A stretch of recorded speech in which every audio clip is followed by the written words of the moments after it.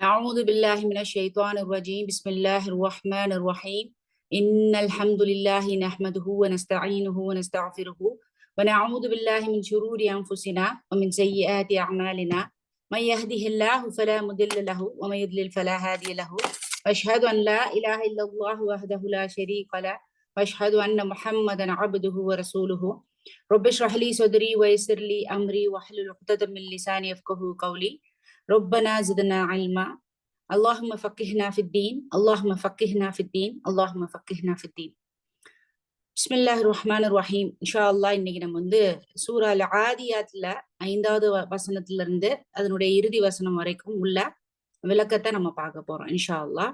So அதுக்கு முன்னாடி நம்ம குர்ஆன் வசனங்களுடைய கிராஅத்தோட நம்ம உள்ள போறோம். أعوذ بالله من الشيطان الرجيم بسم الله الرحمن الرحيم والعاديات ضبحا فالموريات قدحا فالمغيرات صبحا فأثرن به نقعا فوسطن به جمعا إن الإنسان لربه لكنود وإنه على ذلك لشهيد وإنه لحب الخير لشديد أفلا يعلم إذا بعثر ما في القبور وحصل ما في الصدور إن ربهم بهم يومئذ لخبير. அளவிலா கருணையும் இணையிலா கிருபையும் உடைய அல்லாஹ்வின் பேரால் ஆரம்பம் செய்கின்றேன். வசனம் 5ல இருந்து அதனுடைய விளக்கத்தை நான் வாசிக்கிறேன். மேலும் ஏதேனும் கூட்டத்தின் நடுவில் நுழைந்து விடுகின்ற குதிரைகள் மீது சத்தியமாக, உண்மையில் மனிதன் தன் இறைவனுக்கு மிகவும் நன்றி கெட்டவனாக இருக்கின்றான். அவனே அதற்கு சாட்சியாகவும் இருக்கின்றான். மேலும் அவன் செல்வத்தின் மீது அளவு கடந்த மோகம் கொண்டிருக்கின்றான். மண்ணறைகளில் அடக்கப்பட்டு உள்ளவை அனைத்தும் வெளிக்கொணரப்படும் நேரத்தையும், மேலும் நெஞ்சங்களில் மறைக்கப்பட்டு உள்ளவை அனைத்தும் வெளிப்படுத்தப்பட்டு ஆய்வு செய்யப்படும் நேரத்தையும் அவன் அறிய மாட்டானா? திண்ணமாக அந்நாளில் அவர்களின் இறைவன் அவர்களை பற்றி நன்கு அறிந்தவனாக இருக்கின்றான். அல்ஹம்துலில்லாஹ். சோ இன்னைக்கு ஆதியாத் அதனுடைய வசனங்களுடைய 5வது வசனத்துல நம்ம இன்னைக்கு பார்க்க போறோம். சோ இதுல மெயினா நம்ம பாக்குறது என்னன்னு பாத்தீங்கன்னா, முதல் 5 வசனங்கள்ல அல்லாஹ் சுப்ஹானஹு வ தஆலா குதிரையை பத்தி பேசுறாங்க. அதன் மீது அதனுடைய செய்யக்கூடிய செயல்கள் மேல, அதனுடைய அந்த விஷயங்கள் மேல எல்லாத்தையும் என்ன பண்றாங்கன்னா அல்லாஹ் சத்தியம் செஞ்சு ஒரு உண்மையான ஒரு விஷயத்த நமக்கு எடுத்துரைக்க போறோம். சரிங்களா? இப்ப நம்ம 5 வசனங்கள முதல் வசனத்துல நம்ம என்ன பார்த்தோம் அப்படின்னு பாத்தீங்கன்னா, மூச்சிறைக்கு பாய்ந்து ஓடுகின்றவை. இந்த குதிரைகள் ரொம்ப எவ்வளவு வேகமா ஓடுது, அது எவ்வளவு வேகமா ஓடுறதுனால அது எவ்வளவு தைரியம் உள்ளதா இருக்குது அப்படிங்கறத பார்த்தோம். அதுக்கப்புறம் பாத்தீங்கன்னா, அது ஓடக்கூடிய வேகத்துல அந்த பாறைகள்ல தன்னுடைய கால்கள், அந்த குழம்புகள் தட்டும் போது தீப்பொறிகள்லாம் ஏற்படுற அளவுக்கு அவ்வளவு வேகமா அந்த குதிரை ஓடுது. அதே போல போர்கள் எப்போ நடக்கும் அப்படின்னு பாத்தீங்கன்னா, அந்த காலை பொழுதுலதான் நடக்கும். சோ அந்த நேரத்துல அது தாக்குதல் நடத்தக்கூடியதாக இருக்குது அப்படிங்கறத நம்ம பார்த்தோம். அதற்கு பிறகு அந்த ஓடக்கூடியதுல என்னன்னா, புழுதியை அது மண்ணை கிளப்பிட்டு போகுது. சோ இதுல நிறைய கேரக்டரிஸ்டிக் சொல்றாங்க, குணநலன்கள். குதிரை எவ்வளவு வேகமா ஓடுது, மூச்சிறைக்க இப்படி ஓடுறப்ப எப்படி கால்ல தீப்பொறி வருது, அது போறப்ப எப்படி புழுதியை கிளப்பிட்டு போகுது, அது போறப்ப எப்படி காலை பொழுதுல தாக்குதல் நடத்துது, இப்படிங்கிற இதனுடைய எல்லா தன்மைகளையும் சொல்றாங்க. இப்ப 5வது வசனம் பாத்தீங்கன்னா, மேலும் ஏதேனும் கூட்டத்தின் நடுவில் நுழைந்து விடுகின்ற குதிரைகள் மீது சத்தியமாக. ஏதேனும் ஒரு கூட்டம்.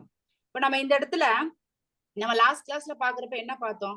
குதிரைகள் எதற்கு தயாராக இருக்கு, எதுக்கு வேகமா ஓடுது, எங்க ஓடுது அப்படிங்கறத பார்த்தோம்னா, ஒரு எதிரியை தாக்குவதற்காக, எதிரிகளினுடைய அந்த கூட்டத்தை தாக்குவதற்காக போர்க்களத்திற்குள் அந்த புழுதியை பரப்பியதாக, புழுதியை கிளப்பியதாக, கால்ல தீப்பொறி வர்ற அளவுக்கு ரொம்ப வேகமா ஓடிட்டு இருக்கு. அப்போ எங்க ஓடுது? அது அந்த கூட்டத்தினுடைய நடுவே ஓடுகின்றது. சரிங்களா? அத என்னன்னா, வசப வஸாத்துன. அந்த வார்த்தை இருக்கு பாத்தீங்கன்னா, ஃப வந்து தனியா வச்சுட்டு வஸாத்துன, வஸத்தன். இந்த வஸத்தன் அப்படிங்கறத வந்து யாராவது கேள்விப்பட்டிருக்கீங்களா? இந்த வார்த்தை அதனுடைய அர்த்தம் என்னன்னு யாருக்காவது தெரியுமா? ஐடியா இருக்கா? உம்மத்தன் வசத்தன். வெரி குட், எக்ஸலன்ட், மாஷா அல்லாஹ். சோ நடுநிலையான சமுதாயமாக நபி ஸல்லல்லாஹு அலைஹி வஸல்லம் அவர்களுடைய நம்ம எல்லாம் இருக்கோம். நடுநிலையானவர்கள், நம்ம நன்மையை ஏவணும், தீமையை தடுக்கணும் அப்படிங்கிற ஒரு விஷயத்த நம்ம பார்த்திருப்போம் சூரத்துல் பக்கரால. அப்ப இந்த வஸப அப்படின்னா என்னன்னா நடுநிலை, நடுவில். சரிங்களா? அப்ப இந்த இடத்துல என்ன சொல்ல, வஸப. வஸப அப்படிங்கிறது என்னன்னா the middle of something, அதாவது ஒரு நடுப்பகுதி. இப்ப போர்க்களத்துல ஒரு குதிரை வேகமா போகுது அப்படின்னா அது எங்க போய் பாயும் அப்படின்னா ஓரத்துல இருக்க நடுவுல போகும். நேரடியா உள்ள போய் அந்த களத்துக்குள்ள இறங்கி எதிரிங்களோட போர் செய்வது. அப்ப நடுவில் பாயக்கூடியதாக இருக்குது. சோ வஸப அதை நீங்க வந்து என்ன பண்ணுங்கன்னா குறிச்சு வச்சுக்கிடுங்க. உம்மத்தன் வஸபன் அப்படிங்கிற அந்த வார்த்தையில இருந்து ஞாபகத்துல வச்சுக்கிடுங்க. அப்போ அது நடுவுல போகுது. பிஹி ஃபவஸபுன. மேலும் அது என்ன பண்ணுது, அது நடுவுல போகுது. பிஹி அப்படின்னா எதனால் அப்படின்னா அது வேகமாக ஓடுவதினால் தான் அது நடுவுல போகுது. சரிங்களா? பிஹி எதனால், ஓடுவதினால், ஃபவஸபுன நடுவுல போகுது. இந்த இடத்துல வந்து என்ன சொல்றாங்கன்னு சொல்லி பாத்தீங்கன்னா ஊடுருவி பாயக்கூடியதாக இருக்குது. இந்த குதிரை வந்து வேகமா போகுதுன்னா அது சாதாரணமா ஒரு கூட்டத்துக்குள்ள நுழையும்னா கிடையாது. ரொம்ப வேகமா பெனிட்ரேட் பண்ணது, ஊடுருவி செல்கிறது. சரிங்களா? அப்ப ஜம் அப்படிங்கிறது என்னன்னா முழுவதுமாக. இப்போ ஒரு குதிரையை பத்தி மாத்திரம் இங்க பேசல. என்ன சொல்றாங்கன்னா ஒட்டுமொத்தமாக இருக்கக்கூடிய இந்த குதிரைகள் எல்லாம் சேர்ந்து மிகவும் வேகமாக ஊடுருவி அந்த படையினுடைய அந்த எதிரியினுடைய நடுவுல போய் என்ன பண்ணுதுன்னா போயிருது அப்படின்னு சொல்றாங்க. சரிங்களா? நடுவில், பிஹி அதனால், எல்லாம் ஒட்டுமொத்தமாக என்ன பண்ணுதுன்னா இந்த எல்லா குதிரைகளும் சேர்ந்து ஓடுகிறது. அது அந்த எதிரிகளுடைய நடுவே தாக்குவதற்காக. சரிங்களா? இப்ப இது எதை காண்பிக்கிறது? இந்த மாதிரி இந்த குதிரை வேகமா ஒரு நடுவுல ஓடுது, அந்த கூட்டத்துக்கு நடுவுல ஓடுது அப்படின்னா இது நமக்கு எதை சுட்டி காட்டுகிறது அப்படின்னு பாத்தீங்க அப்படின்னா அதனுடைய பயமின்மையை குறிக்கின்றது. பயம் இருந்துச்சுன்னா ஒரு எதிரிகளோட கூட்டத்துக்கு நடுவுல போய் சண்டை போடுறதுக்கு தயாரா இருக்குமா அப்படின்னா கிடையாது. அப்போ இது அந்த குதிரைகளினுடைய பயமின்மையை குறிக்கின்றது, அதனுடைய தைரியத்தை குறிக்கிறது, அதனுடைய நம்பிக்கையை குறிக்கிறது, அதனுடைய கட்டுப்படுதலை குறிக்கிறது. இந்த குதிரை எதுக்கு கட்டுப்படுதுங்க சொல்லுங்க? யாருடைய கட்டுப்பாட்டை கேட்டு இந்த குதிரை வந்து இந்த எதிரிகளை தாக்க போகுது? எஜமானன். எக்ஸாக்ட்லி. இந்த இடத்துல அந்த குதிரையை மேல உட்கார்ந்து இருக்கவங்க தான் அதுக்கு எஜமானன். அப்ப அந்த குதிரை வீரர் என்ன சொல்றாருன்னா அதை அப்படி காலை வச்சு முந்துறாரு. போ இந்த கூட்டத்துக்குள்ள போன்னு சொல்லிட்டு அந்த கையில வந்து அந்த இதை புடிச்சுக்கிறாங்க. அந்த கயிறு கட்டி இருக்கக்கூடிய அந்த கயிறை தன்னுடைய வசத்தில் வைத்துக்கொண்டு அதை எங்கெல்லாம் அந்த குதிரை போகணும்னு சொல்லிட்டு பணிக்கிறாரோ அந்த எஜமானன், அதற்கு ஏற்றாற் போல இந்த குதிரை என்ன பண்ணுது, தன் எஜமானனுடைய சொல்லுக்கு ஏற்ப வேகமாக எந்த ஒரு பயமும் இல்லாமல் தைரியமாக தன்னம்பிக்கையோட என்ன பண்ணுதுன்னா வேகமா போகுது. அப்போ இந்த இடத்துல எந்தெந்த விஷயங்கள் எல்லாம் குறிக்குது பாருங்க. ஒரு குதிரை அவன் சொல்ற ஒருத்த எஜமானன் சொல்றதை கேட்டு எந்த ஒரு இதையும் யோசிக்கல.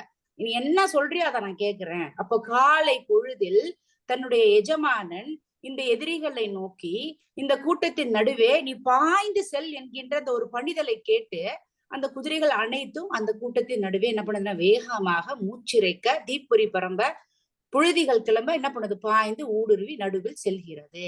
சரிங்களா? அப்போ இது எதை காட்டுகிறதுனா மெயினா பணிதலை காட்டுது. பணியோட இருக்குது. எப்படி? என்னோட எஜமானன் எனக்கு கட்டளையிட்டான், ஆனா இதை வந்து செய்யறேன். அப்போ இந்த முதல் 5 வசனங்கள் இந்த குதிரைகளினுடைய இந்த பண்புகளை பற்றியதாக இருக்கிறது. அந்த பண்புகள் மேல என்ன பண்றான்னா அல்லாஹ் சத்தியம் செய்யறான், கசம். சரிங்களா? அப்போ இந்த 5 வசனங்கள்ல இந்த குதிரைகள் செய்யக்கூடிய விஷயங்களினுடைய பண்புகளை அல்லாஹ் குறிப்பிட்டு ஏதோ ஒரு முக்கியமான விஷயத்த நம்ம கிட்ட என்ன பண்றான், பின்னாடி சொல்ல வர்றான். அது என்ன விஷயம் அப்படிங்கறத 6வது வசனத்துல இன்னல் இன்சான லிரப்பிஹி லகனூத், உண்மையில் மனிதன் தன் இறைவனுக்கு மிகவும் நன்றி கெட்டவனாக இருக்கின்றான். உண்மையில் மனிதன் தன் இறைவனுக்கு மிகவும் நன்றி கெட்டவனாக இருக்கிறான். இன்சான் அப்படின்னா என்ன யாருக்கா தெரியுங்களா? மனிதன். இன்னல் அப்படின்னா நிச்சயமாக மனிதர்கள் அவனுடைய இறைவனுக்கு நன்றி கெட்டவர்களாக இருக்கிறாங்க. இது எல்லாரும் ஆமான்னு சொல்லி ஒத்துக்கிடுவோமான்னு கேட்டா கிடையாது. அது எப்படிங்கறத இன்ஷா அல்லாஹ் நம்ம பார்க்கலாம். இப்ப ஜவாபல் கசம், இந்த 6வது வசனம் பாத்தீங்கன்னா ஜவாபல் கசம், அதாவது நாம் அந்த மேல 5 வசனங்கள்ல சத்தியம் பண்ணிருக்கான் அல்லாஹ் எல்லாம். அப்போ அதற்கு பதில் கொடுக்கும் விதமாக இந்த வசனத்தை வந்து அல்லாஹ் சுப்ஹானஹு வ தஆலா ஜவாபல் கசமாக வச்சிருக்கான். இப்போ ஃபார் எக்ஸாம்பிள், எடுத்துக்காட்டாக இப்போ ஒரு விஷயத்த பாருங்க, இந்த குதிரையையும் பாருங்க, இந்த மனுஷனையும் பாருங்க. இவ்வளவு நேரம் அந்த 5 வசனங்களை எதை பத்தி பார்த்துட்டு வந்தோம்? குதிரை இப்படி ஓடுது, குதிரை தான் எஜமானன் சொல்றது கேக்குது, தைரியமா இருக்குது, பயப்படல, இதெல்லாத்தையும் பார்த்தோம். அந்த குதிரையை பாருங்க, அதோட குணநலன்களை பாருங்க, ஆட்ரிபியூட்ஸ பாருங்க. இதே இது அப்படி நீங்க மனுஷன் பக்கம் வாங்க, மனுஷன் எப்படி இருக்கான்? அவன் நன்றி கெட்டவனாக இருக்கிறான், தன்னுடைய இறைவனுக்கு கட்டுப்படாதவனாக இருக்கிறான், நன்றி கெட்டவர்களில் மிகவும் மேலோங்கியவனாக அவன் இருக்கிறான். அப்படிதானே? இப்ப இன்னல் இன்சான லிரப்பிஹி லகனூத், லகனூத் அப்படிங்கிறதுல இருந்து பாத்தீங்கன்னா கனூத். கனூத் அப்படிங்கிறது என்னன்னா நன்றி கெட்டத்தனம், who is very very ungrateful. சரிங்களா? நன்றி கெட்டத்தனத்தை குறிப்பதுதான் கனூத். அப்போ இந்த இடத்துல என்ன சொல்றாங்கன்னா, அந்த நன்றி கெட்டத்தனம் என்பது ஒரு மனிதன் எப்பொழுதுமே தனக்கு நடந்து கொண்டிருக்கக்கூடிய கெட்ட விஷயத்தை பத்தியே மாத்திரம்தான் பேசுவான். எத்தனை மனிதர்கள் நம்மில் நல்ல விஷயத்த சொல்றோம், எனக்கு இறைவன் இன்னைக்கு வந்து கண்ணு பார்க்க கொடுத்துருக்கான், என் இதயம் துடிச்சிட்டு இருக்கு, எனக்கு வந்து நடக்க முடியுது, என் கையால எடுத்து சாப்பிட முடியுது, என்னால பாத்ரூம் போக முடியுது, என்னால வந்து பேச முடியுது, சிரிக்க முடியுது, அழ முடியுது, தூங்க முடியுது, எவ்வளவோ விஷயங்களை, வானம் என் தலையில இடிஞ்சு விழுகாம இருக்குது, இன்னைக்கு நான் வந்து மனுஷங்கிட்ட எவ்வளவோ இருக்குது. ஆனா அந்த விஷயத்தெல்லாம் மறந்துட்டு, ஐயோ எனக்கு உடம்புல ஏதாவது செஞ்சுட்டே இருக்குப்பா, எனக்கு வந்து நான் சின்ன வயசுல இருந்து ரொம்ப கஷ்டப்பட்டிருக்கேன், எனக்கு அப்பா சரியில்லை, என் மாமியார் சரியில்லை, எனக்கு பணம் இல்ல, என் கணவர் சரியில்லை, என் குழந்தை இறந்து போச்சு, எனக்கு அது சரியில்லை, இதவேதான் மனிதர்கள் என்ன பண்றாங்கன்னா, தனக்கு நடந்து கொண்டிருக்கக்கூடிய கெட்ட விஷயங்களை பற்றி மட்டுமே பேசிக் கொண்டிருக்கக்கூடியவனாக இருக்கான். So who mentions the difficulties of all the time, என்னன்னா எந்த நேரம் பார்த்தாலும் தனக்கு நடக்கிற நெகட்டிவான விஷயத்த மாத்திரமே சொல்லிட்டு இருக்கிறது என்னன்னா நன்றி கெட்டத்தனத்தை குறிக்கிறது. இப்ப நம்ம அப்பா வந்து நமக்கு எல்லாமே செய்யறாரு, அம்மா எல்லாமே செய்யறாங்க, ஆனா என்ன செஞ்சிட்டீங்க நீங்க அப்படின்னு ஒரு வார்த்தை சொல்லிட்டா நமக்கு அது எவ்வளவு கஷ்டமா இருக்கு. அந்த பிள்ளைய நான் எவ்வளவு கஷ்டப்பட்டு பெத்து வளர்த்து எல்லாம் பண்றேன், ஒரு வார்த்தை சொல்லிருச்சு.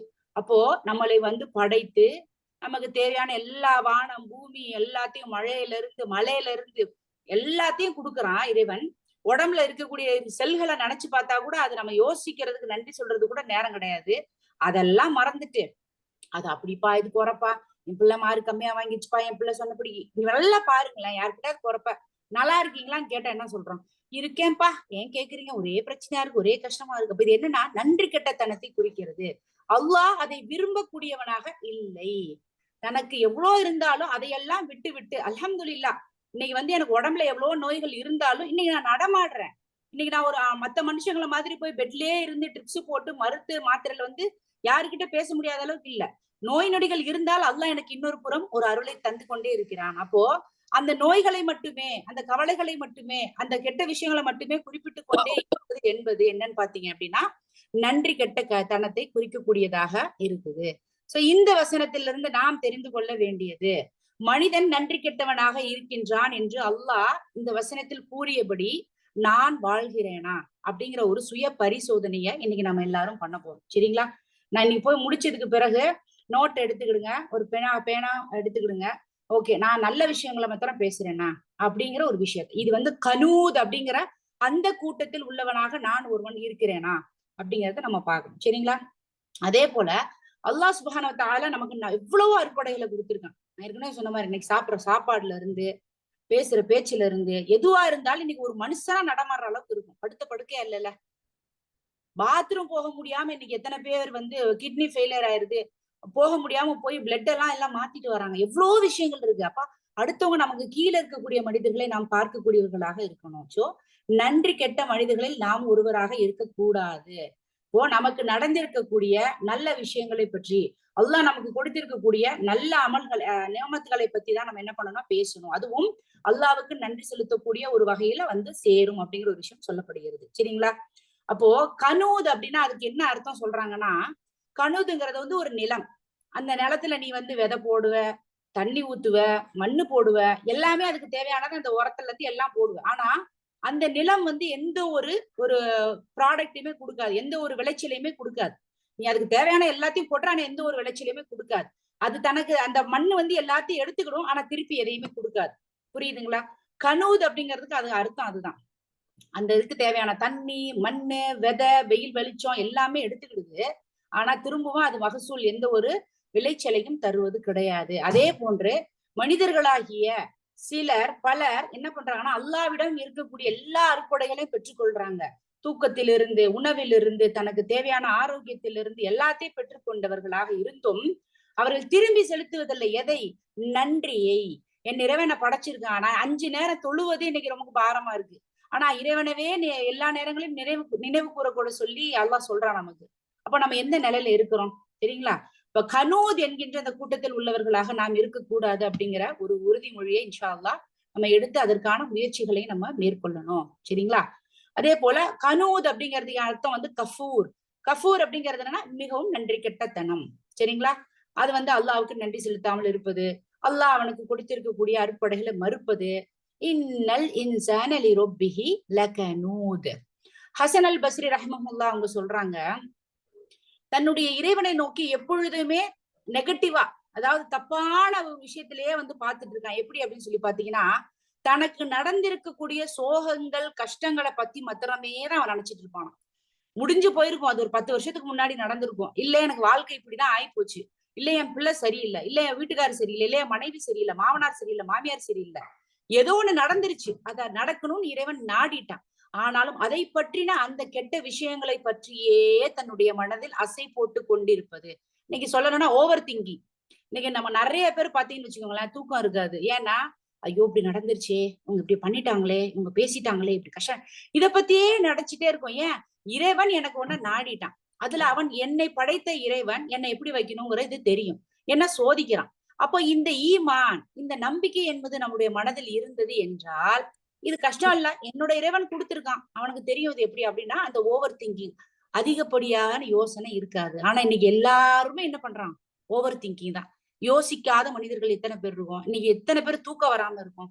எத்தனை பேர் தூக்கத்துக்காக மாத்திரை போடக்கூடியவங்க இருக்கும்? ஏன்? நம்மளோட ஈமான் அவ்வளவு தூரம் என்ன பண்ணுது? பலவீனமானதாக இருக்கிறது. இப்போ என்னை படைத்த இறைவன் என்னை கஷ்டப்படுத்துவதற்கு அவன் நாடவில்லை, அவன் என்னை சோதிக்கிறான். நீ இந்த உலகத்துல இருக்கிறப்ப நீ எவ்வளவு நல்லது செய்யறங்கிறத பாக்குறதுக்காக என்ன சோதிக்கிறான். அப்போ நம்ம என்ன பண்ணணும் அப்படின்னா, அந்த மனிதன் ஹசன் அல் பஸ்ரி ரஹிமஹுல்லா சொல்றாங்க, அவன் அந்த ப்ராப்ளம்ஸ் கஷ்டத்தை வந்து மறக்கவே மாட்டான். முசீபத் அன் யன்ஸா நிஅம். அவன் அல்லாஹ்வினுடைய அருட்கொடைகளை மறந்தவனாக இருக்கிறான். அதெல்லாம் மறக்கிறதுனால நடக்கிறது கஷ்டத்தை மாத்திரம் பத்தி பேசுறது. யார்கிட்ட போய் உட்காந்து பேசணும்னா என்ன சொல்லுவான்?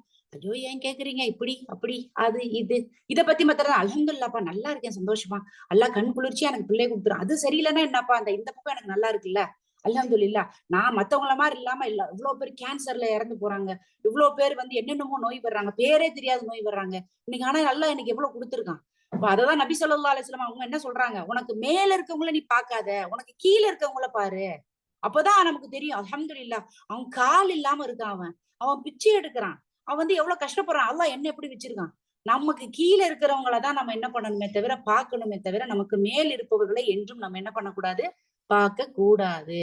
சோ அதுவே நமக்கு மனதை என்ன பண்ணும்னா நிம்மதியாக்கும். நிம்மதியாக்கிட்டோம்னா ஆட்டோமேட்டிக்கா நமக்கு அல்ஹம்துலில்லாஹ் அல்லாஹ்வை புகழக்கூடிய வார்த்தை நம்மில் வரும். சரிங்களா? அப்போ இந்த கனூத் என்கின்ற கூட்டத்தில் உள்ளவர்களாக நம்ம இருக்கக்கூடாது. இன்னல் இன்சான லிரப்பிஹி லகனூத். இந்த இடத்துல அல்லாஹ் சுப்ஹானஹு வ தஆலா சொல்றான், அந்த குதிரையை பாருங்க, அது தன்னுடைய எஜமானனுக்கு எவ்வளவு அந்த அதிகாலையில் கட்டுப்பட்டதாக அந்த எதிரி கூட்டத்தினிடையே பாய்ந்து செல்கிறது. அது எப்படி சொல்றதெல்லாம் கேக்குது. இல்ல இல்ல நான் போக மாட்டேன். அந்த குதிரை வந்து போர்க்களத்துக்கு போகுது. அந்த போர்க்களத்துல அந்த குதிரைக்கு அடிபடாம இருக்கா? வெட்டுக்காயம் படாம இருக்கா? எந்த ஒரு கஷ்டமும் இல்லாம இருக்குதா? இருக்கு. ஆனாலும் அந்த குதிரை மறுபடியும் அந்த எஜமானன் சொல்லக்கூடிய அந்த வார்த்தைக்கு கட்டுப்பட்டு அந்த போர்க்களத்திற்குள் பாய்ந்து செல்லக்கூடியதாக இருக்குது. நீங்க கேட்கலாம், குதிரைக்கு வாய் இல்லாதனால பேசல. இது வந்து தர்க்கம் பண்ணக்கூடிய மனிதன் சொல்லக்கூடிய விஷயம். அல்லாஹ் ஒத்து சொல்றான், ஊமையா சொல்றான். பாரு அந்த குதிரை எப்படி இருக்கு பாரு, அத மாதிரி நீ இரு, அந்த மாதிரி நீ இரு, நன்றி உள்ளவனாக இரு, கட்டுப்பட்டவனாக இரு அப்படிங்கிற ஒரு விஷயம் வந்து சொல்லப்படுகிறது. குதிரை எந்த ஒரு குறையும் சொல்லல. நான் போனா எனக்கு கஷ்டமா இருக்கு, எனக்கு மூச்சு வாங்குது, என்னால ஓட முடியல அப்படின்னு அது ஏதாவது இது பண்ணது இல்ல. எத்தனை முறை அந்த எஜமானன் பணித்தாலும் அதனுடைய காரியத்தை அது செவ்வனே கட்டுப்பட்டதாக நடத்தி காட்டுகிறது. இப்ப நம்ம மனிதர்கள் என்ன பண்றோம்? நமக்கு எல்லா விதமான அறுப்படைகளும் நமக்கு தேவை. பணம் வேணும், சாப்பாடு வேணும், ஆரோக்கியம் வேணும், எல்லாமே வேணும், பிள்ளைங்க வேணும்.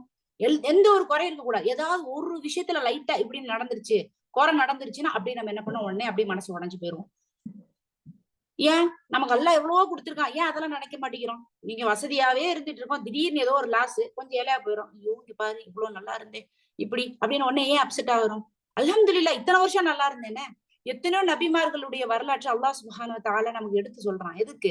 நபிமார்கள் யாராவது கஷ்டப்படாம வந்திருக்காங்களா? எவ்வளவு கஷ்டத்தை தாங்கியவர்களாக இருந்திருக்காங்க. நபி ஸல்லல்லாஹு அலைஹி வஸல்லம் அவர்களை விட கஷ்டத்தை தாங்கியவங்க யாராவது இருக்காங்களா? அவங்க எப்படி அந்த கால் ரத்தம் வடிய வடிய வந்து போனாங்க. மனசாலையும் உடலாலையும் அவங்களை அவ்வளவு காயப்படுத்தினாங்க. ஆனா இன்னைக்கு அவர்கள் எவ்வளவு பெரிய உயர்ந்த அந்தஸ்துல அல்லாஹ் சுப்ஹானஹு வ தஆலா இந்த உலகத்தில் இருக்கக்கூடிய ஒட்டுமொத்த மனிதர்களும் அவர்களின் மீது ஸலவாத் சொல்லக்கூடிய ஸல்லல்லாஹு அலைஹி வஸல்லம் என்கின்ற ஒரு பாக்கியத்தை ஏற்படுத்தி தந்திருக்கான். சொர்க்கத்துல உயர்ந்த இடத்தை தந்திருக்கான். அப்ப கஷ்டப்பட்டாதான், அதாவது சொல்லுவாங்கல்ல, தங்கத்தை வைரத்தை வந்து பட்ட தீட்டுனாதான் அது இன்னும் மினுமினுக்கும்.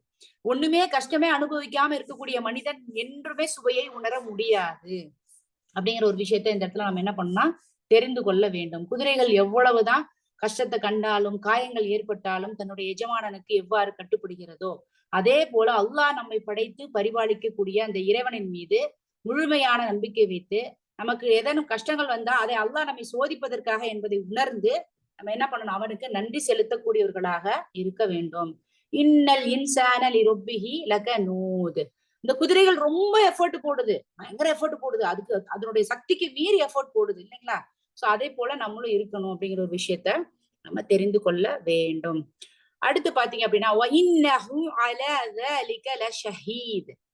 அவனே அதற்கு சாட்சியாகவும் இருக்கின்றான். ஷஹீத் அப்படிங்கறத நம்ம இதுக்கு முன்னாடி ஒரு வசனத்துல பார்த்தோம். ஷஹீத்னா என்ன அர்த்தம்? யாராவது ஒருத்தவங்க சொல்லுங்க பாக்கலாம். போர்ல மரணம் அடைறவங்க. ஆனா ஷஹீதுக்கு அர்த்தம் நம்ம வந்து ஒரு வசனத்துல பாக்குறப்ப 70 வகையான ஷஹீது எல்லாம் நம்ம பார்த்தோம். யாருக்கா ஞாபகம் இருக்கா? 70 டைப்ஸ். ஜீனத் சிஸ்டர் கூட சொன்னாங்க, இவ்வளோ இருக்கும் ஷஹீத்லன்னு எனக்கு தெரியாது, இப்பதான் தெரியும் ஃபர்ஸ்ட் டைம் கூட சொன்னாங்க. நம்ம இந்த 30வது ஜூஸ்லயே பாக்குறப்போ ஒரு இதுல பார்த்தோம் நம்ம ஷஹீத். நல்லா யோசிச்சு பாருங்க. ஒரு எக்ஸாம்பிள் சொல்றேன். அஸ்வத் கல்லு, ஹஜருல் அஸ்வத் கல்லு வந்து ஒரு ஷஹீத்.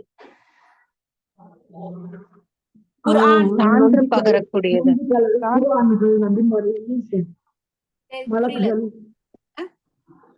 மறுமையில் நமக்கு பரிசு வைக்கும். மறுமையில் கிடையாது. எக்ஸாக்டா ஷஹீதுனா என்ன? சாட்சி சொல்றது.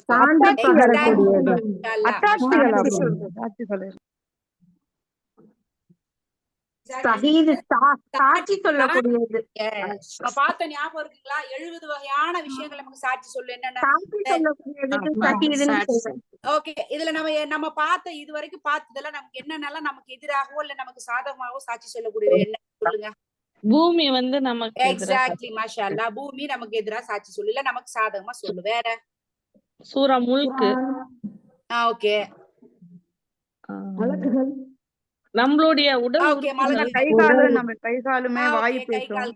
ஓகே, உடல் உறுப்புகள் அத்தனையும் சாட்சி சொல்றோம்ப்பா. அது சொல்லிட்டாங்க. ஓகே, வேற? குர்ஆன். எல்லா விஷயங்களும் நம்ம அதுலதான் நம்ம பார்த்தோம். 70 டைப்ஸ், 70 வகையான விஷயங்கள்ல வந்து இவ்வளவு இருக்குது அப்படின்னு சொல்லிட்டு ரிவைஸ் பண்ணி பாருங்க இன்ஷா அல்லாஹ், ஞாபகம் வரும் உங்களுக்கு பார்த்த சூறாக்கள். சரிங்களா? சோ ஷஹீத் அப்படிங்கிறது என்னன்னா அது வந்து சாட்சி சொல்லக்கூடியதாக இருக்குது. அப்போ இந்த இடத்துல அல்லாஹ் சுப்ஹானஹு வ தஆலா என்ன சொல்றாங்கன்னா, மனிதர்கள் என்ன பண்றாங்கன்னா இந்த இடத்துல நிச்சயமாக அலா ذلك மனிதர்கள் என்ன பண்றாங்கன்னு பாத்தீங்கன்னா அப்படிங்கிறது பாத்தீங்கன்னா அவங்களுடைய அந்த நன்றி கெட்டத்தனத்தை இங்க குறிப்பிடுகிறது. அவன் எப்படிப்பட்டவனா இருக்கான்? நன்றி கெட்டவன். என்ன? கனூது. அப்போ அவன் என்ன பண்றான்னா அவன் வந்து நன்றி கெட்டவனா இருக்கிறான். அவனே என்ன பண்ணுவானா சாட்சி சொல்லுவான். எப்படின்னு பாத்துக்கிடுங்க. அவன் ஒருத்த பாவம் செஞ்சுட்டு போயிடுறான். நாளைக்கு வந்து இறைவன் மறுமையில உயிர் கொடுத்து திரும்ப எழுப்புறான் அவனை. நீ என்னென்ன பண்ணன்னு கேக்குறப்ப அவன் வாய் சொல்லுமா உண்மைனா சொல்லாது. வாய் பூட்டப்பட்டு விடும். அவன் கை என்னென்ன தப்பு செஞ்சுச்சு, அவன் கண்ணு என்னென்ன தப்பு பண்ணுச்சு, அவன் காது என்னென்ன தப்பு கேட்டுச்சு, அவன் காலில் எங்கெல்லாம் தப்பு பண்ண நடந்துச்சுங்கிறத அந்த உறுப்புகள் என்ன பண்ணணும்னா அது சாட்சி சொல்லக்கூடியதாக இருக்கும். சரிங்களா? இது நமக்கு தெரியும். இப்ப ஷஹீத் என்பது இந்த இடத்துல என்ன, இந்த உலகத்துல அல்லாஹ் சுப்ஹானஹு வ தஆலா என்ன பண்ண, இந்த உலகத்துல இந்த மனிதர்கள் என்னெல்லாம் பண்ணாங்களோ அதற்கு எதிராக அந்த மனிதனே அவனுக்கு எதிராக ஷஹீது சாட்சி பகரக்கூடியவனாக இருப்பான். பாருங்க, நன்றி கெட்டவனா இவன் இருந்திருக்கான். இதெல்லாமே இறைவனுக்கு மறைவானதாக கிடையாது. சரிங்களா? சூரா 100ல 24வது வசனத்துல அல்லாஹ் சுப்ஹானஹு வ தஆலா சொல்றான், அந்த நாளில் மனிதனுடைய உறுப்புகள் அவனுக்கு எதிராக சாட்சி சொல்லக்கூடியதாக இருக்கும். சரிங்களா? அதே போல இன்னஹு, இந்த இடத்துல இன்னஹு அப்படிங்கிறது என்னன்னு பாத்தீங்கன்னா, இந்த ஹூ அப்படிங்கிறது இந்த இடத்துல மனிதர்கள்னு பார்த்தோம். மனிதர்களே மனிதர்களுக்கு எதிராக சாட்சி சொல்லுவாங்க. ஆனா இந்த இன்னஹு அப்படிங்கிறது அல்லாஹ்வை குறிக்கக்கூடியதாக இருக்குது அப்படிங்கிற ஒரு கருத்தையும் இந்த இடத்துல சொல்றாங்க, ஒரு விளக்கத்தையும் கொடுக்குறாங்க. அப்போ அல்லாஹ் என்ன சொல்றான், அல்லாஹ் இந்த மனிதர்களுக்கு எதிராக சாட்சி பாரக்கூடியவனா இருப்பான். நீ இப்படி இருந்தால நன்றி கெட்டவனா அப்படின்னு அல்லாஹ்வும் என்ன பண்ணுவானா அந்த மனிதனுக்கு எதிராக சாட்சி பகரக்கூடியவனாக இருப்பான். சோ அப்ப இன்னஹுங்கிறது 2 அர்த்தம் குறிக்கிறது. ஒன்று மனிதனை, அவனே அவனுக்கு எதிராக சாட்சி சொல்றான் ஃபர்ஸ்ட். 2வது இன்னஹு அப்படிங்கிறது அல்லாஹ்வை குறிக்கிறது. அவன் மனுஷங்க பண்ற எல்லா விஷயமும் தெரியும்ல, அப்ப அவன் என்ன பண்றான்னா இந்த மனிதனுக்கு எதிராக அல்லாஹ் சுப்ஹானஹு வ தஆலா அவனே அதை சாட்சி சொல்லக்கூடியவனா இருக்கிறான் அப்படிங்கிற ஒரு விஷயம் சொல்லப்படுகிறது. அடுத்து வஇன்னஹு லிஹுப்பில் கைரி லஷதீத். ஃபர்ஸ்ட் ஷஹீத் சாட்சியம், இங்க ஷதீத். சரிங்களா? மேலும் அவன் செல்வத்தின் மீது அளவு கடந்து மோகம் கொண்டிருக்கின்றான். வஇன்னஹு நிச்சயமாக, லிஹுப்பில் கைரி அவன் செல்வத்தின் மீது லஷதீத் மிக மிக மிக அளவு கடந்த மோகம் கொண்டவனாக இருக்கிறான். இன்னைக்கு உலகத்துல இருக்கக்கூடியவன் எவன் பணத்தின் மேல ஆசை இல்லாம இருக்கக்கூடியவன் எவன் இருக்கிறான்? ஒருத்தரை சுட்டி காட்ட முடியுமான்னு கேட்டா முடியாது. ஏனென்றால் இது இறைவனுடைய வாக்கு. ஏன்னா எல்லாருமே அப்படிதான். என்னுடைய விரலுக்கு ஏத்த வீக்கம், நான் இவ்வளவு என்கிட்ட இருக்கா, நான் இதுக்கு மேல இவ்வளவு ஆசைப்படுவேன், எனக்கு இது வேணும், பாக்குறத வாங்கணும், எனக்கு இதெல்லாம் அனுபவிக்கணும், இன்னும் பணத்தை அதிகமா சேர்க்கணும், இன்னும் இது வேணும், அது வேணும், அது வேணும், அது வேணும்னு என்ன பண்ணுவோம்? பணத்தின் மீது மோகம் கொண்டிருக்கக்கூடியவனாதான் மனுஷன் இருக்கிறான். இப்போ சூரத்துல் ஃபஜ்ர்ல அல்லாஹ் சுப்ஹானஹு வ தஆலா 20வது வசனத்துல சொல்லி காட்டுறான், பணத்தின் மீது அதிகமான அந்த மோகம். இந்த இடத்துல ஷதீத் அப்படிங்கிறது எதை குறிக்கிறது அப்படின்னு பாத்தீங்கன்னா, அந்த பணத்தின் மீது இருக்கக்கூடிய மோகத்தினால, இப்ப எனக்கு நிறைய பணம் சேர்க்கணும் அப்படின்னு ஆசைன்னா நான் என்ன பண்ணுவேன்? அடுத்து என்னோட பாவம் எதுவாக இருக்கும் அப்படின்னா, அடுத்து கஞ்சத்தனம் பண்ணுவேன். ஏன்னா நான் இன்னும் அதிகமா நான் பணம் சேர்க்கணும்னு ஆசைப்படுறேன்னா அடுத்து என்ன, நான் ஏழைங்களுக்கு கஷ்டப்படுறவங்களுக்கு பணம் தர மாட்டேன். ஃபர்ஸ்ட் பாவம் என்ன? கஞ்சத்தனம் பண்ணுவேன். 2வது, யாருக்குமே செய்ய வேண்டிய அவசியமே இல்லைன்னா என்ன ஆகும்னா ஆட்டோமேட்டிக்கா நம்ம சோம்பேறி ஆயிடுவோம். இப்போ நான் ஒருத்தவங்களுக்கு உதவி பண்ணணும், பாவம் அந்த ஏழை கஷ்டப்படுறாங்க, நான் போய் சாப்பாடு கொடுக்கணும் அப்படின்னா எந்திரிச்சு போய் நடந்து போய் உடல் உதவி செஞ்சு நான் அவனுக்கு கொடுக்கணும். நான் தான் கொடுக்கறது இல்ல. அப்ப கொடுக்கலன்னா வீட்டிலேயே இருக்கிறேன்னா அது என்ன ஆக்குதுன்னா என்னை சோம்பேறியாக ஆக்குகிறது. அப்போ ஒரு மனிதன் ஷதீத் பணத்தின் மீது இருக்கக்கூடிய ஆசையினால், மோகத்தினால் அவன் என்ன பாவத்தா போறான்? அவன் ஃபர்ஸ்ட் கஞ்சத்தனம் பண்றான். அந்த கஞ்சத்தனம் அவனை என்ன பண்ணுதுன்னா சோம்பேறியாக ஆக்குகிறது. இப்ப அவன் எந்த ஒரு எஃபர்ட், எந்த ஒரு இதுவுமே போடுறதுக்கு, வேலை பண்றதுக்கு தயாராகவே இல்லை. பல ஷதீத் என்பது இங்க என்ன குறிக்கிறது அப்படின்னா பணத்தின் மீது இருக்கக்கூடிய மோகத்தை, ஆசையை குறிக்கிறது. அல்லாஹ் சுப்ஹானஹு வ தஆலா என்ன சொல்றான் 9வது வசனத்துல, அஃபலா யஅலமு இதா புஅசிர மா ஃபில் குபூர். மன்னரைகளில் அடக்கப்பட்டு உள்ளவை அனைத்தும் வெளிக்கொணரப்படும் நேரத்தையும். இதுக்கு முன்னாடி 7, 8ல நம்ம பார்த்தது என்ன பார்த்தோம்? ஷஹீத். சரிங்களா? ஷஹீத் என்பது சாட்சி பகரக்கூடியதா இருக்கு. ஷதீத் அவன் என்ன பண்ண, மோகம் கொண்டிருக்கக்கூடியவனாக இருக்கிறான். அப்ப அந்த இதை ரைமிங்க நம்ம ஞாபகத்துல வச்சுக்கணும். நீங்க அதை மனனம் செய்யறப்போ அது உங்களுக்கு ரொம்ப ஈஸியா இருக்கும். சரிங்களா? ஷஹீத், ஷதீத். அடுத்து பாத்தீங்கன்னா அஃபலா யஅலமு இதா புஅசிர மா ஃபில் குபூர். குபூர் அப்படின்னா என்னங்க? குபூர்னா என்ன? கபர்ல போய் அடக்கம் பண்ண போறோம், அதுதான் இது குபூர். சரிங்களா? கபர், குபூர். சரிங்களா? அப்ப மண்ணறைகளில் இது பன்மையை குறிக்கிறது. சரிங்களா? அப்ப குபூர், கபர், அதுல இருந்து வந்திருக்கக்கூடிய வார்த்தை. சரிங்களா? அஃபலா யஅலமு அவனுக்கு தெரியவில்லையா, இதா புஅசிர மா ஃபில் குபூர் அவன் அந்த நாளில் வெளிக்கொணரப்படுவான் என்பது அவனுக்கு தெரியவில்லையா? இத நம்ம முன்னாடி வசனத்துல பார்த்தோம், முன்னாடி சூறால ஜல்சலால. ஞாபகம் இருக்குங்களா அந்த வசனம் யாருக்காது? ரெண்டாவது சூர் Exactly. ஊதும்போது மாஷா அல்லாஹ். வஅஹ்ரஜத்தில் அர்து அஸ்காலஹா. என்ன அர்த்தம் சொல்லுங்க பார்க்கலாம். வஅஹ்ரஜத்தில் அர்து அஸ்காலஹா. என்ன பார்த்தோம் சொல்லுங்க. தன்னுள் இருந்து இந்த பூமியானது தன்னுள் இருக்கக்கூடிய சுமைகள் அனைத்தையும் வெளிக்கொண்டு போகணும். எத்தனாவது சூர் ஊதப்படும் போது? இரண்டாவது சூர். Exactly. இரண்டாவது சூர் ஊதப்படும் பொழுது தன் பூமிக்குள்ள இருக்கக்கூடிய எல்லா விஷயங்களையும் அந்த பூமி அப்படி கக்கிரும், வெளியில கொண்டு வந்து போட்டுரும். நீ பொருளாக இருந்தாலும் சரி, உயிராக இருந்தாலும் சரி, எதுவா இருந்தாலும் கொண்டு வந்து வெளியில போட்டுரும். இந்தா அவ்வளவுதான் முடிஞ்சிச்சு, நான் வெளிக்கொண்டுட்டேன். நீ என்ன பூமியில செஞ்சியோ எல்லாத்தையும் சொல்லும் உனக்கு. அப்போ அஃபலா யஅலம், அல்லாஹ் கேக்குறான், உனக்கு வந்து தெரியலையா, நீ வந்து திரும்பியும் மண்ணறையில இருந்து என்கிட்ட கொண்டு வரப்படுவ, திரும்பி நீ வந்து என்கிட்டதான் வருவேங்கிறது உனக்கு தெரியலையா? அப்படிங்கிறது என்னன்னா அப்படிங்கிற வார்த்தையில இருந்து வந்தது. சரிங்களா? அப்படிங்கிறது என்னன்னா அப்சைட் டவுன், அப்படி கீழே இருக்கிறத பெரட்டி அப்படி வெளியில எடுத்து போட்டுறது. பூமிகள்ல இருக்க மண் இப்படி எடுக்கிறோம், இப்படி குத்தி இப்படி எடுத்து பெரட்டி இப்படி வெளியில போட்டோம்னா உள்ள இருக்கிறது எல்லாமே வெளிக்கொண்டு வரப்படும். சரிங்களா? அப்ப இது என்ன அர்த்தம்னா, ஒரு நேரம் இருக்கிறது, அந்த உயிர் தெள்ளப்படக்கூடிய ரிசரக்ஷன், அந்த மறுமை நாள் அப்படிங்கிறது ஒண்ணு இருக்கு. அந்த நாளில் இந்த மனிதர்கள் எல்லாரும் என்ன பண்ணுவாங்க, இறைவன் முன்னாடி கொண்டு வந்து நிறுத்தப்படுவாங்க. யாரு? ஏன்னா அவங்க எல்லாம் மனிதன் வந்து அல்லாஹ்வுக்கு நன்றி கெட்டவர்களாக இருந்தாங்க, அல்லாஹ்விற்கு கட்டுப்படாதவர்களாக இருந்தாங்க. அந்த காரணத்தினால் அவர்கள் தங்களுடைய பாதையை இழந்தவர்களாக, நோக்கத்தை இழந்தவர்களாக. ஏனென்றால் இந்த உலகத்தின் மீது அதிகப்படியான மோகத்தை, இந்த செல்வத்தின் மீது அதிகப்படியான ஆசையை கொண்டிருந்த காரணத்தினால் அவங்க மாத்திரம் கிடையாது, எல்லாரும் அல்லாஹ்வின் நிழல் கொண்டு வந்து நிறுத்தப்படுவாங்க.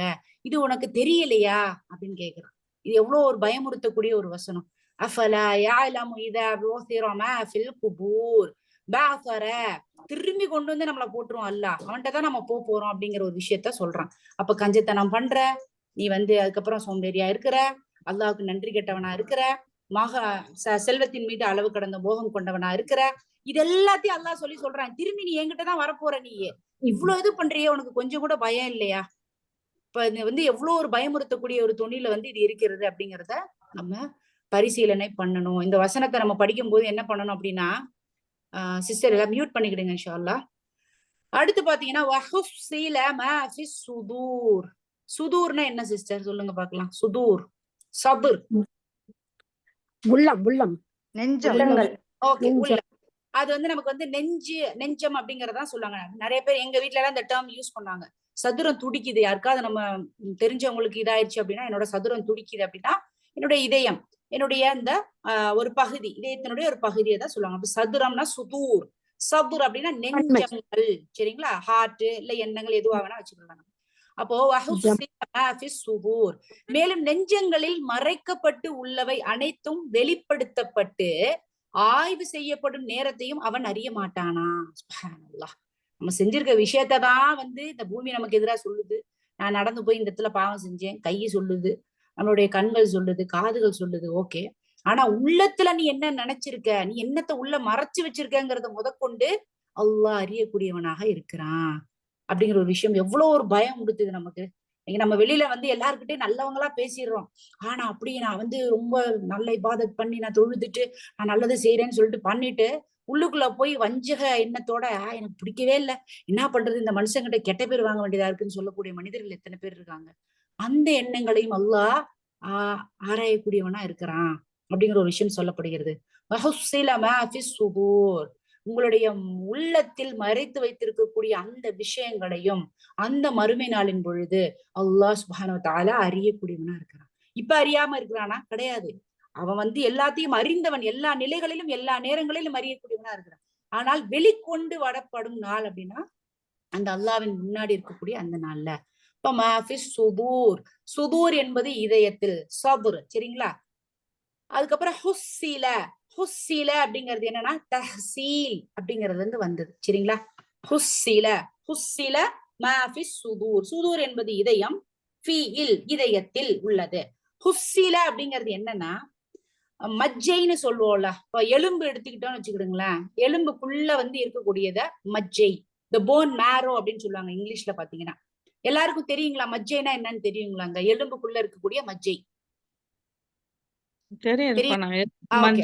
Very good. இப்ப நம்ம வந்து ஒரு ஆட்டு இதே வாங்குறோம்னா அந்த கால் தொடை பகுதி வாங்குறோம்னா அந்த எலும்பு உடைச்சோம்னா உள்ளுக்குள்ள ஒரு இது இருக்கும் வெந்தா அது சாப்பிடுறதுக்கு, சரிங்களா? அது வந்து மஜ்ஜை, அதுதான். அப்ப அதே போல மனிதர்களுக்கு இருக்கப்போ இந்த தஹ்சீல் என்பது என்னன்னா அந்த மஜ்ஜையை, அந்த எலும்பில் உள்ளிருக்கக்கூடிய மஜ்ஜையை குறிக்கிறது.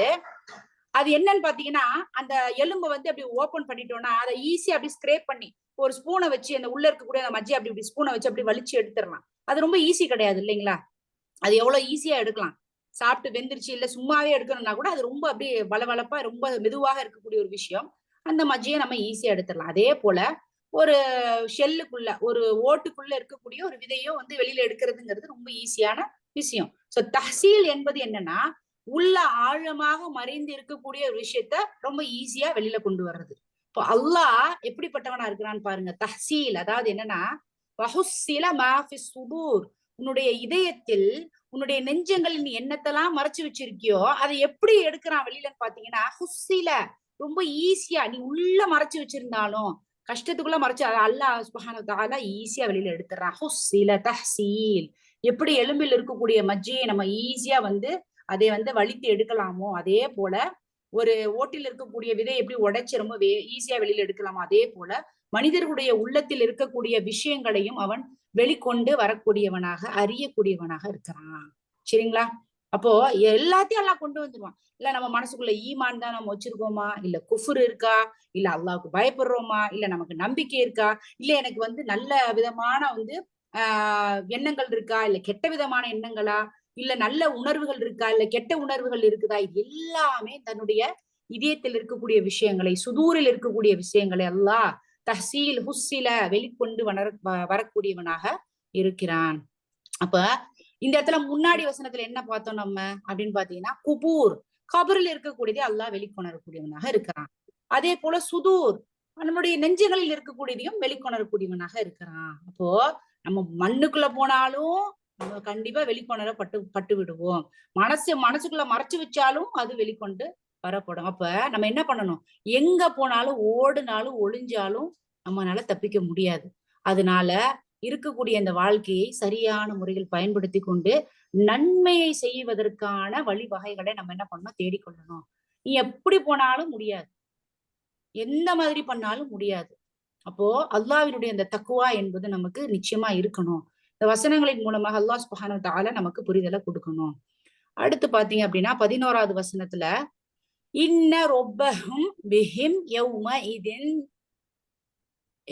ஹபீர், திண்ணமாக அந்நாளில் அவர்களின் இறைவன் அவர்களை பற்றி நன்கறிந்தவனாக இருப்பான். ஹபீர், ஹபீர் என்றால் அனைத்தையும் அறிந்தவனாக இருக்கிறது, சரிங்களா? இன்ன ரொப்பகும், நிச்சயமாக உம்முடைய இறைவன், பிஹிம் உன்னோடதான் இருக்கிறான், யௌமஇதின் எப்போ, அந்த நாளில், ஹபீர் அப்போ அனைத்தையும் அறிந்தவனாக அந்த நாளில் உங்களுடைய இறைவன் உங்ககிட்ட தான் இருக்கான் அப்படின்னு சொல்றாங்க. நிச்சயமாக இப்போ இந்த இடத்துல ஹபீர் அப்படிங்கிற ஒரு வார்த்தை என்னன்னா எல்லாத்தையும் அறிந்தவன். உள்ள இருக்கிறது வெளியில இருக்கிறது இன்சைட் அவுட் எல்லாமே வந்து A to Z வரைக்கும் எல்லாத்தையும் அவனுக்கு தெரியாம எதுவுமே கிடையாது. அவன் அனைத்தையும் அறிந்தவனாக ஹபீராக இருக்கின்றான். என்ன பண்றோம், என்ன எண்ணம், என்ன உணர்வு, நன்றி உள்ளவனா இருக்கிறியா, நன்றி கெட்டவனா இருக்கியா, இல்ல எப்ப பார்த்தாலும் நீ வந்து குறைகளை மாத்திரமே சொல்லிட்டு இருக்கியா, இல்ல வந்து உனக்கு இந்த பூமியில எல்லாத்தையும் அல்லாஹ் சுப்ஹானஹு வ தஆலா உள்ளிருந்து வெளியிருக்கக்கூடிய எல்லாத்தையும் அறியக்கூடியவனாக இருக்கிறான். இன்ன ரொப்பஹும் பிஹிம் யௌமஇதின் லஹபீர். இப்ப யௌமஇதின் அந்த நாளில், எந்த நாளில், மறுமை நாளில், லஹபீர் அனைத்தையும் அறியக்கூடியவனாக இருக்கிறான். யாரு, உம்முடைய இறைவன், சரிங்களா? The Lord is fully aware of them. அனைத்தையும் அறியக்கூடியவனாக இருக்கிறான். எந்த ஒரு சின்ன ஒரு எண்ணத்தை கூட உன்னால் மறைத்து வைக்க முடியாது. நீ நான் எடுக்கிறப்ப கூட நீ நிறைய பேர் நம்ம நினைப்போம் மனசுல, அதையும் அறியக்கூடியவனாக இருக்கிறான். அப்போ இந்த வசனங்கள் இன்னல் இன்சான லிரப்பிஹி லகனூத், கனூத் என்றால் என்ன, நன்றி கெட்டத்தனம். நிச்சயமாக மனிதன் நன்றி கெட்டவனாக இருக்கிறான். இது பொதுவா சொல்லுது. இது வந்து என்னன்னா மக்கள் வந்து எப்படி எல்லாம் இருக்காங்க மனிதர்கள் அப்படின்னு சொல்லி அல்லாஹ் சுப்ஹானஹு வ தஆலா பொதுவா சொல்றான். ஆனா இன்னல் இன்சான ஹுலிக ஹலுஆ, மனிதன் வந்து பொறுமை இல்லாதவனாகவும் இருக்கிறான் அப்படிங்கறத அல்லாஹ் சொல்றான். ஃபர்ஸ்ட் நன்றி கெட்டவன், இன்னல் இன்சான லிரப்பிஹி லகனூத், அவன் வந்து நன்றி கெட்டவன். அடுத்து இன்னல் இன்சான ஹுலிக ஹலுஆ, அவன் பொறுமையற்றவனாகவும் இருக்கிறான். பொறுமையே கிடையாது, அவசரக்காரனா தானே இன்னைக்கு இருக்கும். உடனே நடந்துடணும், உடனே பண்ணிடணும், உடனே செஞ்சிடணும், உடனே பணக்காரனாயிரணும், எல்லாமே உடனே. இப்போ மனிதன் பொறுமை இல்லாதவனாகவும் இருக்கிறான். ஆனா இத சில மனிதர்கள் அதுல அப்பாற்பட்டவங்களா இருக்கிறாங்க. எல்லாத்தையும் அல்லாஹ் சுப்ஹானஹு வ தஆலா சொல்றான். நிறைய பேர் இந்த மாதிரி நன்றி கெட்டவங்களா இருக்காங்க, நிறைய பேர் இந்த மாதிரி பொறுமை இல்லாதவங்களா இருக்காங்க. ஆனா நல்லவங்களும் இருக்காங்க. நன்றியுணர்வோடு அல்லாஹ்வுக்கு நன்றி செலுத்தி கொண்டிருக்கக்கூடிய மனிதர்களும் இருக்கின்றார்கள். அல்லாஹ் சொல்றான், வகலீலும் மின் இபாதியஸ் சுகூன். அதாவது சில அடியார்கள் அவர்கள் நன்றியுள்ளவர்களாக இருக்கிறாங்க, ஆனா அதிகப்படியான அடியார்கள் நன்றி கெட்டவர்களாக இருக்கிறாங்கிறத சொல்றான். சுப்ஹானல்லாஹ். அப்படிப்பட்ட அந்த அல்லாஹ் சொல்லி இருக்கக்கூடிய வகலீலும் மின் இபாதிஸ் சுகூன்ங்கிற அந்த கூட்டத்தில் இருக்கக்கூடிய மனிதர்களாக இன்ஷா அல்லாஹ் நம்ம நன்றி செலுத்தக்கூடியவர்களாக நம்ம இருக்கணும் அப்படிங்கிறத இன்ஷா அல்லாஹ் நம்ம மனசுல பதித்து அல்லாஹ்விடம் அதற்கான உதவியை நம்ம தேடக்கூடியவர்களாக இருக்கணும். நமக்கு நிறைய விஷயங்கள் தப்பா நடக்கும், நம்ம நினைக்கிறபடி நடக்கலன்னா அது தப்பு தானே. நம்ம அப்ப என்ன பண்றோம், நம்ம அதிகப்படியான நேரத்துல நமக்கு அந்த மாதிரி நடக்காத நெகட்டிவான விஷயங்களை பத்தி மாத்திரம் நம்ம என்ன பண்றோம், எப்ப பார்த்தாலும் கம்ப்ளைண்ட் பண்ணிட்டே இருக்கும், குறை சொல்லிட்டே இருக்கும். அப்போ அந்த நேரத்துல நம்ம யாருக்கிட்டயாவது போய் எனக்கு உடம்பு சரியில்லைங்க, இப்படி பண்ணுது அப்படி பண்ணுன்னு சொல்றப்ப டக்குன்னு இப்போ ஒரு ஃபார் எக்ஸாம்பிள் நம்ம அடிக்கடி இந்த மாதிரி சிக்காகிட்டே இருக்கப்ப கூட சொல்றப்ப, என்னங்க அவங்களுக்கு இப்படியாவது நீங்க அப்படி இப்படிம்பாங்க. அந்த ஒரு விஷயம் மனசுல இருக்கணும். அல்ஹம்துலில்லாஹ் அல்லாஹ் எனக்கு கொடுக்குறான், அதை ட்ரீட்மெண்ட் பண்றதுக்கான வசதியே ஏற்படுத்தி கொடுக்குறான். மத்தவங்கள கம்பேர் பண்றப்ப நட உடையா இருந்து எல்லாத்தையும் சாப்பிடறதுக்கான தெம்பையும் கொடுக்குறான். அப்ப ஏன் நான் குறை சொல்லணும்? அல்ஹம்துலில்லாஹ். அந்த வழி வர நேரம் அழுகிறதுங்கிறது வேற. அதுலயே பொறுமையோட இருந்தாலும் அதுக்கான கூலியும் பல மடங்கு அல்லாஹ் சுப்ஹானஹு வ தஆலா பெருசா தர்றான். இது உடம்பா இருந்தாலும் சரி, உள்ள பிரச்சனையா இருந்தாலும் சரி, ஏன் குறை சொல்லணும்? எவ்வளவு கொடுத்துருக்கான், அதை பாக்குறதுக்கு காசு அளவுக்கு வசதி கொடுத்துருக்கான், இல்ல அதுல இருந்து திருப்பி தேடி வர்றதுக்கு எனக்கு தெம்ப கொடுத்துருக்கான், இல்ல அதை பாக்குறதுக்கான சுத்தி இருக்கக்கூடிய சூழல்களை சுற்றங்களை கொடுத்துருக்கான். இப்ப எவ்வளவு விஷயங்கள் இருக்கு. அப்ப அதை பாருங்க, அதை விரும்புறான் அல்லாஹ். அதுதான் நன்றி உள்ளத்தனம் அப்படிங்கிறான். பண கஷ்டமா இருந்தாலும், மன கஷ்டமா இருந்தாலும், உடல் நோயா இருந்தாலும் சரி, அது அந்த இடத்துல பாக்குறீங்களா, விட்டுட்டு போயிட்டு அடுத்து பாக்குறப்ப அடுத்தவங்க பாக்குறப்ப எங்க பரிதாபப்படுற அளவுக்கு வைக்காது. அல்ஹம்துலில்லாஹ்ங்க, ஏன் பரிதாபப்படுறீங்க, எனக்கு அல்லாஹ் கொடுத்துருக்கான், அதை தாங்கிறதுக்கான தெம்பு கொடுத்துருக்கான்ல. அப்போ அந்த பாசிட்டிவா பேசுறதுங்கிறதும் அல்லாஹ்வுக்கு நன்றி உள்ளவர்களாக இருக்கக்கூடிய அடியார்களினுடைய பண்புகளாக இருக்கிறது. சோ இன்னைக்கு தெரிஞ்சுக்கிடுங்க இன்ஷா அல்லாஹ். இனிமேல் யாருக்கிட்ட போனீங்கன்னா அப்படிப்பா இப்படிப்பா அப்படின்னு சொல்லிட்டு அந்த கம்ப்ளைண்ட் பண்றது நிறுத்துங்க. நிறுத்திட்டு இன்ஷா அல்லாஹ் எனக்கு இறைவன் எவ்வளவோ கொடுத்திருக்காங்கிற அந்த நன்றி உள்ளவர்கள் அடியார்களா நம்ம எல்லாரும் மாறணும் அப்படிங்கிற ஒரு துவாவை எல்லாரும் முன்வைங்க. சோ இன்னல் இன்சான லிரப்பிஹி லகனூத் வ இன்னஹு அலா ذلك லஷஹீத் வ இன்னஹு லிஹுப்பில் கைரி லஷதீத். அப்போ இதனாலதான் இந்த மனிதர்கள் என்ன பண்றாங்கன்னா நன்றி கெட்டவங்களா இருக்கிறாங்க. ஏன்? அவன் பணத்தை விரும்புறான், அவன் இந்த உலகத்தை விரும்புறான், அவன்கிட்ட இருந்து ஏதாவது எடுக்கப்பட்டுச்சுன்னா அந்த குறைகளை பத்தி பேசுறான். இது சரியான விஷயம் கிடையாது. அது அவர்களை என்ன பண்ணுது, சந்தோஷம் இல்லாமல் அவங்கள ஆக்கிருது. ஆனா நம்மளுடைய வாழ்க்கையில நடக்கக்கூடிய ஒவ்வொரு சிச்சுவேஷன், ஒவ்வொரு விஷயங்களை நம்ம பார்த்தோம் அப்படின்னா அதுல ஏதாவது ஒரு வழியை அல்லாஹ் சுப்ஹானஹு வ தஆலா நன்மையாக நமக்கு வச்சிருக்குது நமக்கு தெரியாது. எந்த விஷயமா எடுத்துக்கிடுங்களேன், எல்லாத்துலயும் ஒரு இது நடக்குது அப்படின்னா அது நிச்சயமாக இறைவன் ஏதோ நம்மளுடைய நன்மைக்காக பண்றான். அதனுடைய அந்த அறிவு ஞானம் நமக்கு கிடையாது. அல்ஹம்துலில்லாஹ் அல்லாஹ் அதை அறியக்கூடியவனா இருக்கிறான். எந்த விஷயமா இருக்கு. இன்னைக்கு நான் ஒரு 10 வருஷத்துக்கு முன்னாடி நினைச்சு ஒரு தோல்வியை நினைச்சு உட்காந்து அப்படி அழுது இருப்பேன். ஆனா இந்த 10 வருஷத்துக்கு பிறகு இன்னைக்கு பார்த்தோம் அப்படின்னா சுப்ஹானல்லாஹ், அன்னைக்கு அந்த தோல்வி எனக்கு கிடைச்சதுனாலதான் இன்னைக்கு நான் இந்த இடத்துல உட்கார்ந்து இருக்கேன். நினைச்சிருக்கேன், நிறைய விஷயங்கள் நானே நினைச்சிருக்கேன். சுப்ஹானல்லாஹ், அன்னைக்கு அவ்வளவு பேர் என்ன வசப்பாடுனாங்க, அவ்வளவு பேர் எனக்கு இந்த மாதிரியான பட்டங்கள் கொடுத்தாங்க, அவ்வளவு பேர் இந்த மாதிரி என்ன இதா பேசுனாங்க. ஆனா அந்த ஒரு மன வேதனை, அந்த ஒரு கஷ்டம் இன்னைக்கு இந்த இடத்துல என்ன உயர்த்தி நிப்பாட்டி இருக்கு. அப்ப இந்த உயரத்திற்கு என்னை அடைய வைப்பதற்காக அந்த இன்னல்களை தாங்குவதற்கான சூழலை அல்லாஹ் ஏற்படுத்தி கொடுத்தான். நீங்க எல்லாத்தையும் பாருங்களேன், ஒரு உயிர் இழப்பு ஏற்பட்டிருக்கும், இல்ல ஏதோ ஒரு கஷ்டம் ஏற்படுத்திருக்கும், ஏதோ ஒரு பணத்துல ஏதோ ஒண்ணு இருக்கு. ஆனா அதுல இருந்து பெரிய ஆபத்திலிருந்து அல்லாஹ் சுப்ஹானஹு வ தஆலா நம்மளை காப்பாத்திருப்பான். அன்னைக்கு உட்கார்ந்து அழுதுருப்போம். ஆனா அது பல வருடங்களுக்கு பிறகு சுப்ஹானல்லாஹ், அல்லாஹ் என்னை இவ்வளவு பெரிய விஷயத்துல இருந்து இந்த ஒரு மகிமைப்படுத்துவதற்காக எனக்கு அதை ஏற்படுத்தி கொடுத்திருக்கான். சோ அந்த ஒரு எண்ணத்தை எந்த ஒரு கஷ்டத்துல மனசுல வைங்க. பணமா இருந்தாலும், மனமா இருந்தாலும், உடலா இருந்தாலும், எதுவாக இருந்தாலும், மனிதர்களாக இருந்தாலும், உறவுகளாக இருந்தாலும், எதுவா இருந்தாலும் சரி, எனக்கு கொடுத்திருக்கா. ஓகே அல்ஹம்துலில்லாஹ், இந்த வசனத்தை நான் படிச்சிருக்கேன், அல்லாஹ் எனக்கு சொல்லியிருக்கான். அப்போ இதன் மூலமாக ஏதோ ஒன்றை அல்லாஹ் எனக்கு நலவு நாட இருக்கின்றான். என்னை படைத்த இறைவன் என்னை கஷ்டப்படுத்தி பார்க்க மாட்டான். என்னுடைய நல்லதற்காக, நலவிற்காக, சந்தோஷத்திற்காக ஏதோ ஒன்றை தர்றான். அது என்னுடைய கண்ணுக்கு இழப்பாக தெரிகிறது, என்னுடைய கண்ணுக்கு கஷ்டமாக தெரிகிறது. அந்த இதெல்லாம் தாண்டி யா அல்லாஹ் நீ எனக்காக நல்லது செய்யறங்கிற அந்த எண்ணத்தை கொண்டு நான் உனக்கு நன்றி உள்ளவளாக இருக்கணுங்கிற அந்த துவாவை இன்ஷா அல்லாஹ் நம்ம முன்வைக்கணும். இது வச்சாலே போதுங்க, நம்ம வெற்றி அடைஞ்சிருவோம்.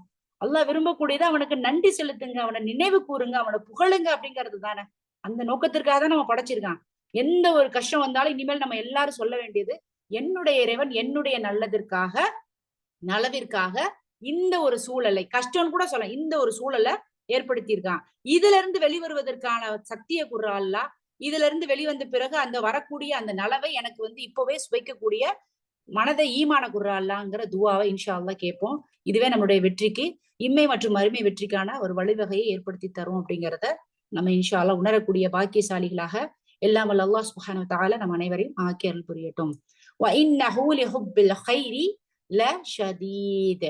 அதே போல இது எல்லா மனிதர்களுக்கும், அவன் விரும்பக்கூடிய பணம், அவன் விரும்பக்கூடிய செல்வம், அவன் விரும்பக்கூடிய இந்த உலகம், இது எல்லாத்துலயும் என்ன பண்றான்னா அல்லாஹ் சுப்ஹானஹு வ தஆலா இதுல இருந்து நீங்க வாங்க, நன்றி செலுத்துங்க அப்படிங்கிற ஒரு விஷயம் சொல்றோம். இது மனிதனுக்கு மனிதன் வேறுபடும். எல்லா மனுஷனுக்கும் ஒரே மாதிரி இல்ல. நான் 10 கோடி ரூபாய் சேர்க்கணுங்கிற ஆசை எல்லாருக்கும் இருக்கா? இல்ல.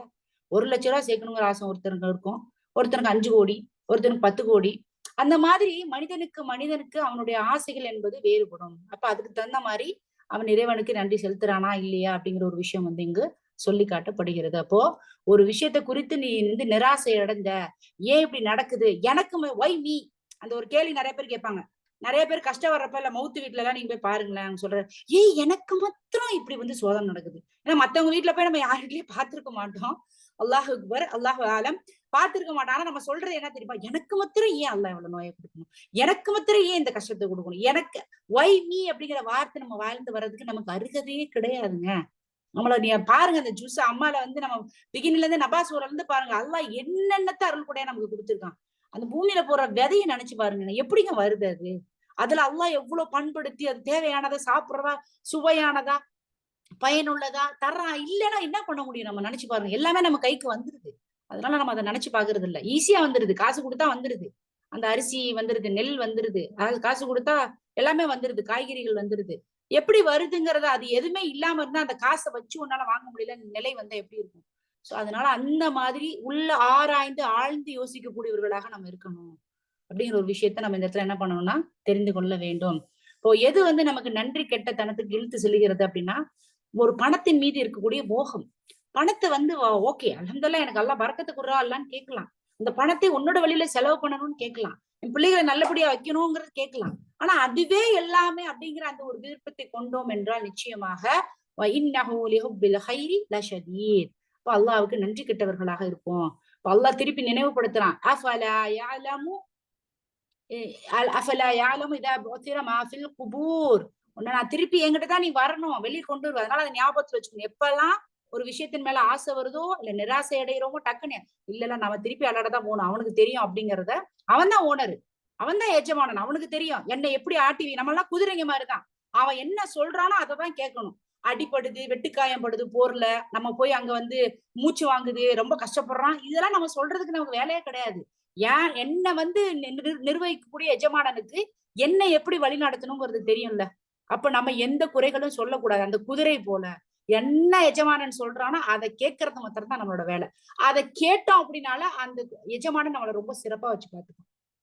சரிங்களா? அப்போ நம்மளுடைய இதயத்தில் இருக்கக்கூடியதையும் அல்லாஹ் சுப்ஹானஹு வ தஆலா வெளிக்கொண்டு வரக்கூடியவனா இருக்கிறான். இன்ன ரப்பஹும் யௌமைதில் லஹபீர். அனைத்தையும் அல்லாஹ் சுப்ஹானஹு வ தஆலா அறியக்கூடியவனா இருக்கிறான், லஹபீராக அவன் இருக்கிறான். ஏனென்றால் அந்த மறுமை நாள் என்பது ஹிசாப், ஒவ்வொரு மனிதனும் செய்திருக்கக்கூடியவற்றுக்கான கூலி கொடுக்கக்கூடியதாக இருக்குது.